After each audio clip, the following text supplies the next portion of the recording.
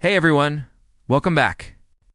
In today's video, I'll show you how to set a timer in Canva for your designs, whether it's for a video, a presentation, or social media content. Let's get started. First, open Canva on your computer and log in to your account. Then, open the design where you want to add the timer. Now, go to the Elements tab on the left-hand side. In the search bar, type timer or countdown. You'll see different animated timers, countdown clocks, and stopwatch. Elements. Choose one that fits your design and click to add it.